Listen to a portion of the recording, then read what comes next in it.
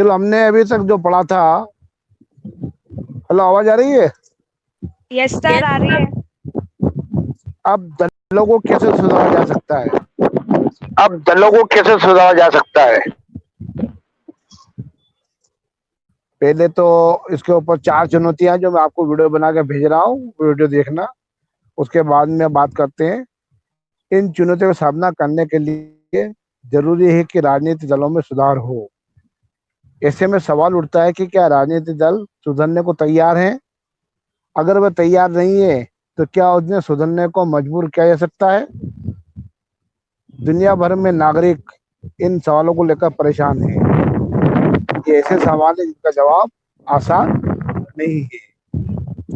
लोकतांत्रिक व्यवस्था में आखिरी फैसला राजनेता ही करते हैं, जो विभिन्न राजनीतिक दलों का प्रतिनिधित्व करते हैं। लोग उनको बदल सकते हैं, पर उनकी जगह फिर नए नेता ही लेते हैं। अगर वे नहीं सुधरना चाहते तो कोई उनको सुधरने के लिए कैसे मजबूर कर सकता है? अब आप कोई बता सकता है कि राजनीतिक दलों को हम सुधार कैसे सकते हैं? एनीवन? हेलो? यस सर, आ रही है आवाज। तो राजनीतिक दलों को कैसे सुधारा जा सकता है? राजनीतिक दलों को कैसे सुधारा जा सकता है? कोई आंसर दे सकता है, उत्तर दे सकता है? सर, पहली बात तो ये है कि उन्हें सुधारने के पहले हमें ये करना होगा कि जो एमएलएज हैं उनको रजिस्टर्ड करना होगा पार्टी बदलने से। चेंजिंग ऑफ पार्टी से उनका रेजिस्टेंस यदि रुक जाएगा, दल बदल की राजनीति यदि रुक जाएगी, तो काफी कुछ तो हमारा सुधर जाएगा। दूसरी बात, हो सकता है सुप्रीम कोर्ट को एक ऑर्डर पास करना चाहिए कि इन्फ्लुएंस ऑफ मनी और क्रिमिनल चार्जेस का ब्यौरा जनता के पास हो एमएलएस की, जिससे जनता को कम से कम सही बात का पता चले कि या एमएलए कोई क्रिमिनल तो नहीं है, या उसके ऊपर कोई क्रिमिनल चार्ज तो नहीं है ना। और अब यह बात एमएलए की नहीं हो रही। सुनो नहीं सर, ईशान, जी सर, अगर सर इससे अगर पॉलिटिकल पार्टीज में यदि एमएलए सुधार होगा ना, तो पार्टीज के अंदर जो मूलतः जो भ्रष्टाचार फंसा हुआ है वो निकल जाएगा। एक्चुअल में यदि वो दल बदल छोड़ देंगे, एक तो पार्टी में एक रिश्ता आ जाएगी जो कि अच्छा, इसके अंदर अब तुम जो प्रेशर डाल रहे हो एमएलए को ऊपर, तो हमारे एमपी भी तो होते हैं, मेंबर ऑफ पार्लियामेंट भी होते हैं। एमपी और एमएलए दोनों पे ये लागू होना चाहिए। दोनों पे क्या, जितने भी राजनीतिक दल हैं उनके ऊपर ये अमेंडमेंट होना चाहिए कि भाई अपने पार्टी के अंदर ऐसे किसी भी क्रिमिनल को शामिल ना करो, ना उनको इलेक्शन के लिए खड़ा करो। तो अगर ऐसा वो करते हैं तो हम उनको अपने वोट के द्वारा हराकर उनमें सुधार लाने के लिए कोशिश कर सकते हैं। नहीं कर सकते भाई, हम उनको वोट ही नहीं दें। इस तरह से वो जब चुनाव में उनको हम हराना शुरू कर देंगे, तो वो धीरे धीरे अपने क्रिमिनल को अपने यहाँ से हटाना शुरू कर देंगे, और इस तरह से सुधार हो जाएगा, है ना। अब बात करते हैं देश में राजनीतिक दलों और उनके नेताओं को सुधारने के लिए हाल में जो प्रयास किए गए या जो सुझाव दिए गए उन पर गौर करें। अब जैसे हमने बात की दल बदल विधायिका के लिए किसी दल विशेष से निर्वाचित होने वाले प्रतिनिधि का उस दल को छोड़कर किसी अन्य में चले जाना, उसको हम क्या कर सकते हैं भाई? जैसे अभी कई बार कई जगह पर देखा गया कि एक पार्टी के कई मेंबर दूसरी पार्टी में शामिल हो गए और कई जगह गवर्नमेंट भी डाउनफॉल हो गई, गिर गई। अब या तो उनको हम चुनाव के माध्यम से, वोट के माध्यम से नेक्स्ट टाइम के लिए इलेक्ट नहीं करें, उनको चुने ही नहीं हम। और ऐसे जो भी राजनीतिक दल पार्टियां उनको एक्सेप्ट करती हैं, उन पार्टियों का अगर वो उम्मीदवार ही नहीं बनाया जाए तो ज्यादा बेहतर होगा। विधायकों और सांसदों को दल बदल करने से रोकने के लिए संविधान में संशोधन किया गया, लेकिन उसके बाद भी हमारे यहाँ कई लोग अभी भी दल बदल कर रहे हैं। संशोधन क्या है? निर्वाचित प्रतिनिधियों के मंत्री पद या पैसे के लोभ से दल बदल करने में कोई आई तेजी को देखते हुए ऐसा किया गया। नए कानून के अनुसार अपना दल बदलने वाले सांसद या विधायक को अपनी सीट भी गंवानी होगी। इस नए कानून से दल बदल में कमी आई है, पर इससे पार्टी का विरोध कोई स्वर उठाना और मुश्किल हो गया है। पार्टी नेतृत्व को जो भी फैसला करता है सांसद और विधायक उसे मानने को मानना ही होता है। तो हम यहाँ पे अगर इनको देखें, अपने वोट का जो पावर है उसे भी हमको हरा कर अपनी जगह से हटा सकते हैं, और उनको अगले चुनाव में खड़े होने, अगर खड़े भी हो गए तो हमको हराकर उनको एक वो सुधार करने के लिए कोई कह सकते हैं। हमारा जो हाई कोर्ट है, उच्चतम न्यायालय ने पैसे और अपराधियों का प्रभाव कम करने के लिए एक आदेश जारी किया है। इस आदेश के द्वारा चुनाव लड़ने वाले हर उम्मीदवार को अपनी संपत्ति का और अपने खिलाफ चल रहे आपराधिक मामलों का ब्यौरा एक शपथ पत्र पर आजकल देना होता है, और ये कंपलसरी हो गया है। अब क्या हो गया, चुनाव में जो भी कैंडिडेट खड़ा होगा, सबसे पहले तो उसकी अपनी जो भी प्रॉपर्टी है, कितनी प्रॉपर्टी है वो अपनी लिख के देना होगा, उसके अंदर भरना होगा। और साथ में अगर उसके ऊपर कोई केस चल रहे हैं, कोई इसके ऊपर क्रिमिनल केस है या जो भी है, जिसकी जहाँ पे एफआईआर वगैरह है उसके ऊपर, और तो उसको भी इसका ब्यौरा देना पड़ेगा कि मेरे पे कितने केस चल रहा है, कितने नहीं चल रहा है, और वो ऐसा करना उसके लिए कंपलसरी हो गया है। समझ आ रही बात की नहीं आ रही? यस सर, आ रही है, आ रही है। इस नई व्यवस्था से लोगों को अपने उम्मीदवारों के बारे में बहुत सी पक्की सूचनाएं उपलब्ध होने लगी हैं, पर उम्मीदवार दिया गई जो सूचनाएं हैं सही है या नहीं, ये जांच करने की कोई व्यवस्था नहीं है। अभी तक हम यह बात भरोसे से नहीं कह सकते कि इस व्यवस्था के बन जाने के बाद राजनीति पर अमीरों और अपराधियों का प्रभाव घटा है या नहीं घटा है। शपथ पत्र जो होता है एक तरह से उनका एक आईना होता है, तो उम्मीदवार जो भी चुनाव लड़ने के लिए आता है उसको मालूम होता है कि मुझे क्या क्या इसके अंदर भरना है। अगर वो सच्ची जानकारी देगा, मान लो वो झूठी जानकारी देता है और वो इलेक्ट हो जाता है, तो क्या करते हैं फिर अपोजिशन पार्टी, जो अपोजिट कैंडिडेट होता है, वो उसकी जानकारी ऊपर भेजता है, तो यहाँ तक कि उसे शिकायत, उसे कंप्लेंट भी करता है कमीशन, चुनाव एक इलेक्शन कमीशन के अंदर, और फिर इलेक्शन कमीशन डिसाइड करता है कि जो इन्फॉर्मेशन इसने भरी थी वो सही है या गलत है। अगर गलत है तो फिर उसके चुनाव को क्या कर सकता है, वो कैंसिल कर सकता है, निरस्त कर सकता है, रद्द कर सकता है। चुनाव आयोग ने एक आदेश के जरिए सभी दलों को एक सांगठनिक चुनाव कराना और आयकर के रिटर्न भरना जरूरी बना दिया है।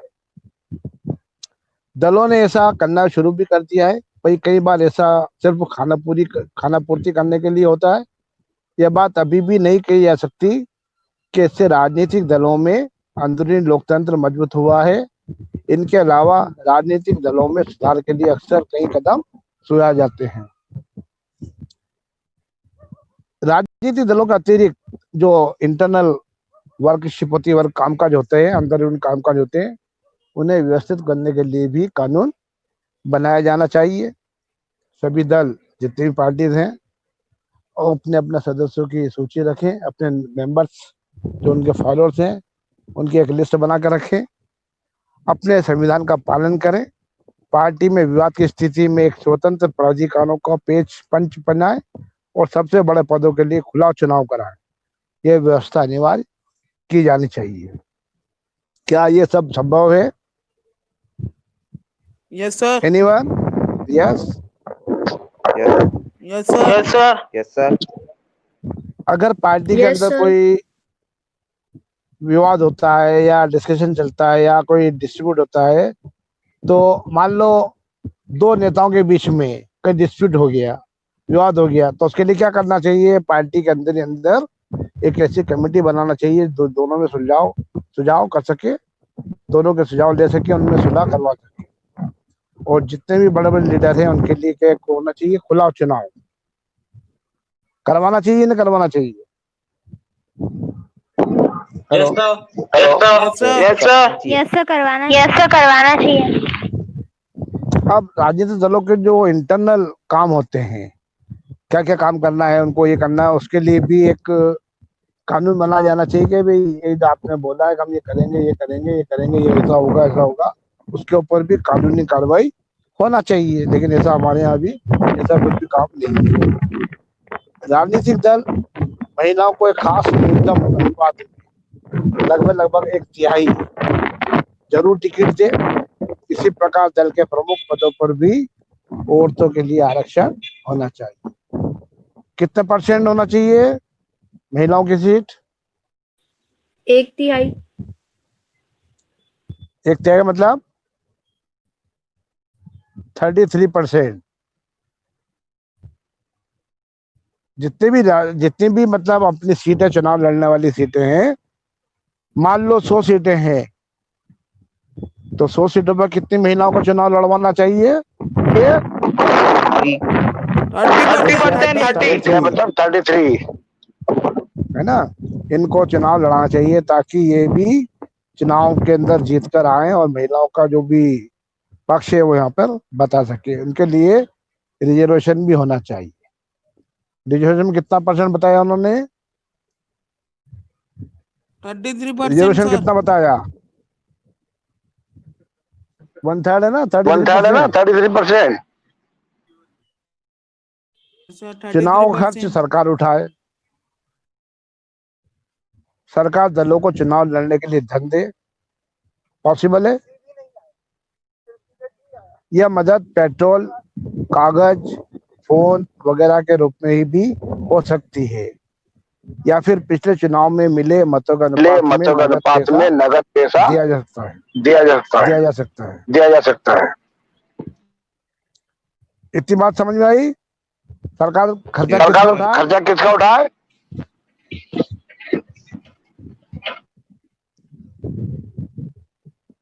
हेलो हेलो, आवाज आ रही है? यस सर, आ रही है। तो मैंने सर, आ रही क्वेश्चन है। पूछा कि सरकार खर्चा किसका उठाए? चुनाव का। चुनाव कौन लड़ेगा? Political parties. पॉलिटिकल पार्टी लड़ेगी, जो भी दल लड़ेगा। अब उनके लिए क्या मदद कर सकते हैं? वो जैसे पेट्रोल है, कागज है, फोन वगैरह है, इसके भी इस्तेमाल करने की सुविधा दे सकती है। या उनको अगर पैसा भी देना है तो जो पिछले चुनाव में उनको वोट मिले थे उसका आधार पर भी उनको पैसा नगद देकर चुनाव में पार्टिसिपेट करवा देना चाहिए। अब बात आती है, राजनीतिक दलों ने अभी तक इन सुझावों को नहीं माना है। अगर उन्हें मान लिया गया होता तो संभव है कि इसमें कुछ सुधार हो जाता।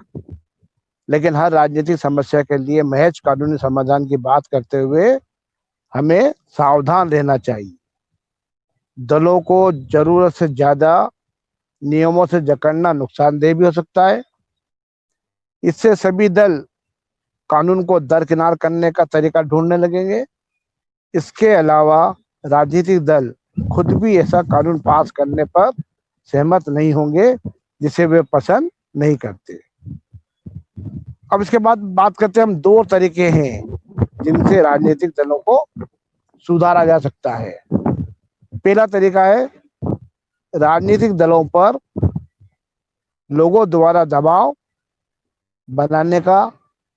ये काम चिट्ठियां लिखने, प्रचार करने और आंदोलनों के जरिए किया जा सकता है। आम नागरिक, जो जनता हमारी है, पीपल है, प्रेशर बनाए, आंदोलन करें। मीडिया के माध्यम से ये काम आराम से किया जा सकता है। मीडिया, आप जानते हैं कि जितना प्रचार अगर सरकार करेगी तो सरकार को बेनिफिट मिलता है। अगर सरकार का अपोज करना शुरू कर देगी तो सरकार को भी इसके लिए सोचना पड़ेगा और वो धीरे धीरे जो सुधार होने के लिए प्रक्रिया है उसमें सुधार करने का पूरा कोशिश करेगी। अगर दलों को लगे कि सुधार न करने से उनका जनाधार गिरने लगेगा या उनकी छवि खराब होगी तो इसे लेकर वे गंभीर होने लगेंगे और धीरे धीरे अपने आप में सुधार करने की प्रक्रिया को या प्रोसेस को आगे बढ़ाएंगे और उसमें सुधार होना शुरू हो जाएगा। दूसरी बात है, सुधार की इच्छा रखने वाले को खुद राजनीतिक दलों में शामिल होना। जो सुधार करने की इच्छा रखते हैं कि हम ये कर देंगे, वो कर देंगे, हम इसमें सुधार कर देंगे, तो उनको खुद को किसी ना किसी राजनीतिक दलों में शामिल होना पड़ेगा। और डेमोक्रेसी की जो क्वालिटीज है उसमें डेमोक्रेसी में लोगों की भागीदारी, पार्टिसिपेशन तय करना होगा, तय तय होती है, वो वैसे करना पड़ेगा। अगर आम नागरिक खुद राजनीति में हिस्सा न ले और बाहर से ही बातें करते रहे तो सुधार मुश्किल है। बात समझ में आ रही है? यस सर, आ रही है, आ रही है, आ रही है। हाँ। खराब राजनीति का समाधान ज्यादा से ज्यादा राजनीति, बेहतर राजनीति। हम इस बात पर चर्चा करें, जो भी करेंगे तो हम क्या करना चाहिए, हमें अगर हम कोई सुझाव हमारे पास है या हम सुझाव कोई मान नहीं रहा तो हमें भी कुछ ना कोई पॉलिटिकल पार्टी ज्वाइन करना पड़ेगी और उस पार्टी के अंदर अपनी बातों को रखना पड़ेगा और जनता को भी उसके बात साथ से अवगत करना पड़ेगा। इस तरह से आज ये अपना चैप्टर खत्म हो गया, चैप्टर इज ओवर। अब इसके अंदर जो क्वेश्चन है, इसके अंदर जो क्वेश्चन है 1 2 3 4 5 6 7 8 9 10 11 ये तो आपको करना ही है, है ना। और इसके साथ साथ में जो कुछ क्वेश्चन ऐसे हैं जैसे राजनीतिक दल किसे कहते हैं,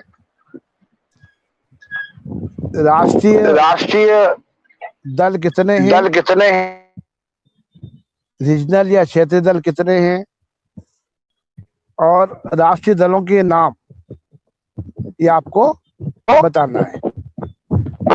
क्या करना है आपको? राष्ट्रीय नाम कितने बताना है ना। चलिए अब एक क्वेश्चन पूछता हूँ मैं आपसे। भारत में कुल कितने राष्ट्रीय दल हैं?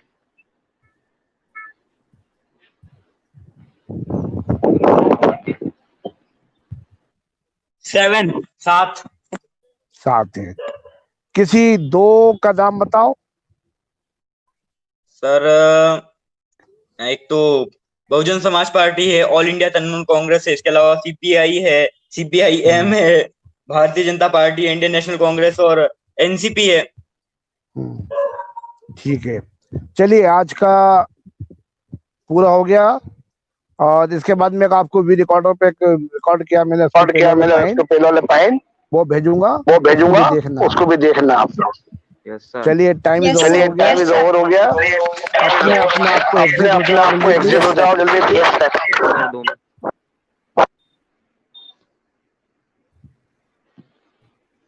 जल्दी अपने आप को एग्जिट करो।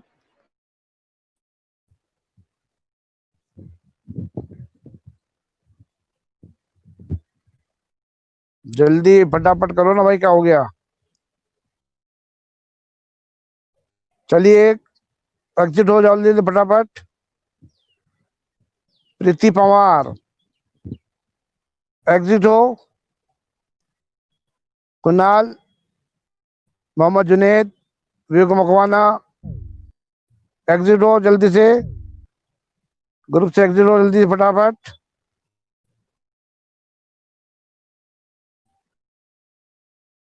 एग्जिट हो जाओ जल्दी से। मोहम्मद जुनेद, आवाज आ रही है? विवेक मकवाना आवाज आ रही है? एग्जिट हो जल्दी से। प्रीति एग्जिट हो। प्रीति, हेलो। जुनेद,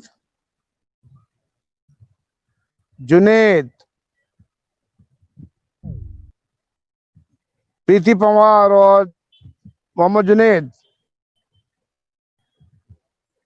जुनेद और प्रीति दोनों सुन रहे बात?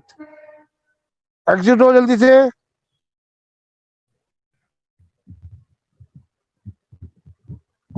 जल्दी से एग्जिट हो।